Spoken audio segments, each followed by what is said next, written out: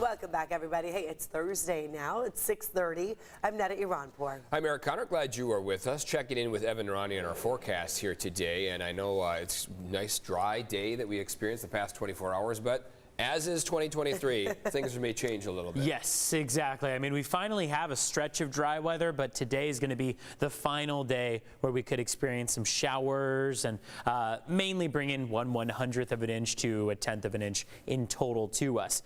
After that, though, we've got a long stretch of dry weather in the forecast. Temperatures outside, though, are on the colder side. 32 right now in Ramona, 37 in Poway, 44 in La Mesa, and 40 degrees in Encinitas. These temperatures are in many cases colder than yesterday, so we are off toward another cold stretch. Those afternoon and evening showers will come about just past about 2 and 3 p.m. Looks like temperatures are going to stay cooler as well than average in the upper 50s along the coast and inland. We want to get to what's happening overhead. We want to take you to Chopper 8. Over a crash near Naval Base San Diego. This is on 32nd Street and Norman Scott Road. We're working to gather more information. We'll bring you the latest, but you can see what's going on there. Looks like there are 2 vehicles that are on tow trucks out there. Definitely some traffic in the area because of those slowdowns around Naval Base San Diego. Looks like right now, as we transition to our traffic maps here, we're not seeing any major backups or delays there, but we are also only looking at those major highways. So right now on the 5, looks like speeds are down to 29 miles per hour. Slight slowdowns there. On the 805 northbound, we're down to 29 miles per hour as well. We'll keep you up to date on how we see the roads looking as we start off the morning, and once we see those tow trucks completely clear the situation. You can also stay tuned on CBS8.com/traffic. Back to you.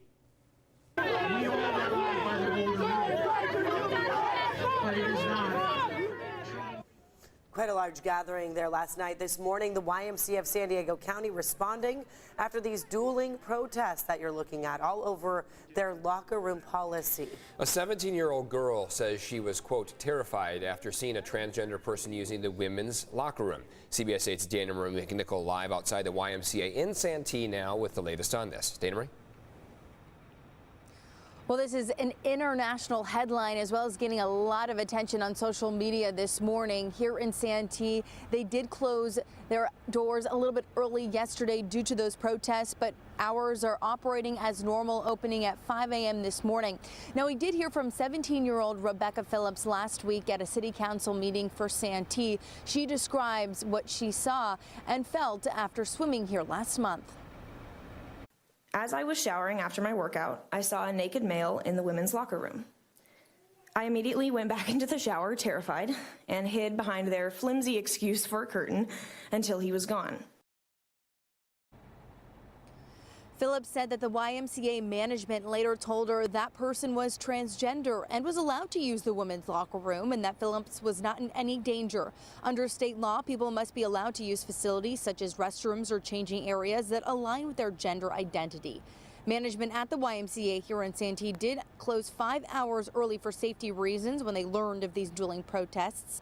The Sheriff's Department was also here last night for the fiery demonstrators. At times, they did confront each other. We saw hundreds that came out in support of Phillips, as well as counter demonstrators standing up for transgender rights. They staged what they called a dance party in support of the transgender women at the center of this controversy. With anti-LGBTQ attacks on the rise, both legislatively and physically and verbally, it's more important than ever for people to educate themselves and also to come out and show that they support their LGBTQ neighbors and family members. Now, the YMCA did come out with a statement saying that they're going to review all floor plans of all of their locations after this controversy. Now, this morning, it's very quiet. There seems to be no demonstrators in this area. It was a much different scene last night. But of course, we'll keep you updated on this story as it develops. I'm Dana Marie McNichol coming to you live from Santee. Dana Marie, thank you. The man convicted for a deadly shooting spree in the Gaslamp Quarter will learn his fate this morning. Travis Shrestha is set to be sentenced. The shooting happened in April of 2021.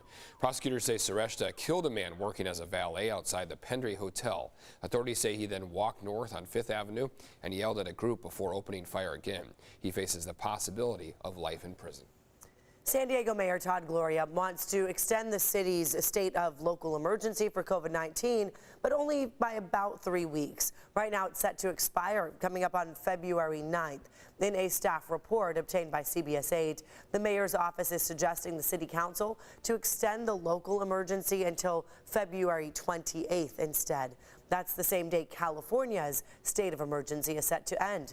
The council is expected to vote on a resolution at their meeting next week.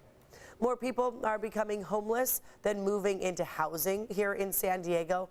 This is a growing problem, increasing month to month over the past year. A new report reveals 994 people became homeless in the month of December, compared to 759 homeless people finding some type of housing. So you see the numbers are off there. On average, 13 people become homeless for every 10 moving into a home. The latest numbers are from the San Diego Regional Task Force on Homelessness, and their next homeless count is scheduled for January 26th. This morning, Customs and Border Protection is warning you not to bring eggs over from Tijuana. Some people are taking advantage of the cheaper prices that you may see in Mexico, but you're not allowed to bring those eggs back across into the U.S. CBS 8's Chris Groh live in San Ysidro. There's fines people could face, so you might think you're getting a good deal, but that's not the case, right, Chris? No, not if you get caught. In fact, you could be facing upwards of $300 to even $10,000 in fines just by simply having those eggs and not claiming them. Now, even if you claim them, that doesn't mean you get to bring them. You'll just maybe get out of that fine. And people here in the U.S., they are feeling the burden of those prices, but at the same time, probably not worth it to risk that fine. Ridiculous. It's ridiculous. The price is way too elevated. They're too pricey. And so Customs and Border Protection announced on Twitter that they are cracking down, warning the travelers about the fact that it is against U.S. law to take raw eggs and even poultry across the border. Again, if you don't claim it, it could be a $10,000 fine. And if you do claim it, there is a chance that they will just simply confiscate the eggs, and then you will be able to not pay a fine and go on your way. Now, that's the warning coming from Customs and Border Protection, but there is another warning coming in when people are trying to find ways to save money on eggs. The CDC says that people are now trying to buy backyard chickens to lay those eggs. But those birds can have salmonella, and that salmonella can spread to areas where other birds live and onto other birds' clothing, other person's clothing, hands, and or shoes, which in turn can get people around them sick, your neighborhood.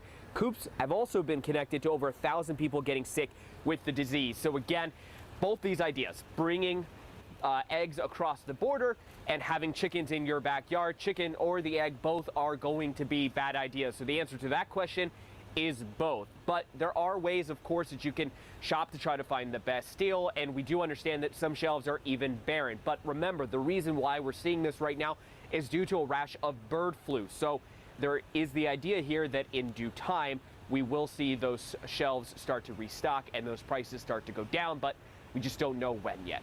Eric and Netta.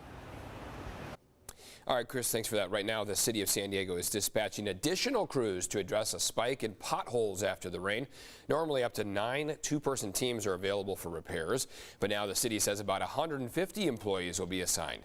City officials say the storm has increased daily average pothole reports from 200 to a backlog of more than 1,600. You can report potholes through the City of San Diego's Get It Done app, and if your car is damaged, you can file a claim. We have that information for you at cbs8.com. All right, it is 6:38 now, and as you step outside, just know you're going to want to get that puffy, warm jacket. It's a little chilly, but it looks beautiful out there. It does. It looks gorgeous. As long as you have the warm jacket with you, then you are good to go. You can kind of make out how high tide is right now. We are going to be seeing high tide closer to the morning hours as king tides come in, and that's why we have a beach hazard statement that's going to be taking effect tomorrow morning and last all the way through your Monday. There is a long span on this one, meaning Friday, Saturday, Sunday, and Monday. You'll see this beach hazard statement in effect with high tides expected, possibility of some minor tidal overflow, or also known as coastal flooding for Oceanside, Cardiff, La Jolla Shores, and Imperial Beaches. But really, every coastal community could see it. It's thanks to that extra pull from the morning high high tides with a new moon.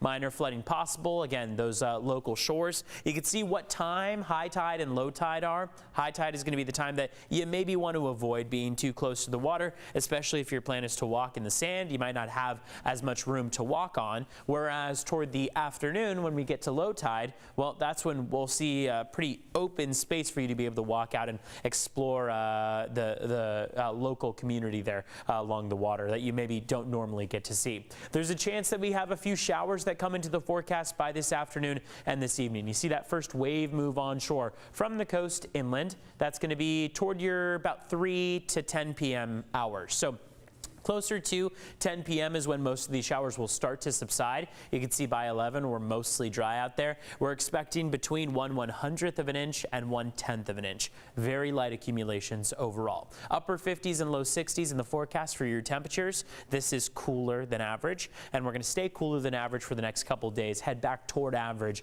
as we get toward the middle and later portion of next week. That's when you get to more regular temperatures out there, and when we start to see finally the stretch of drier conditions. So today, really this evening, is where we see that chance of showers in the forecast, and then we'll finally start to see dry conditions in a long stretch, at least a week of them, from Friday, tomorrow, all the way through next week. It'll give the ground a chance to dry up, and the state of California definitely celebrating this after what's been about a month straight of some devastating flooding at times. There is still going to be wind in the forecast, but will at least be dry out there, and colder temperatures prevail overnight as well. Let's take a look at traffic this morning and how things are shaping up on the roads.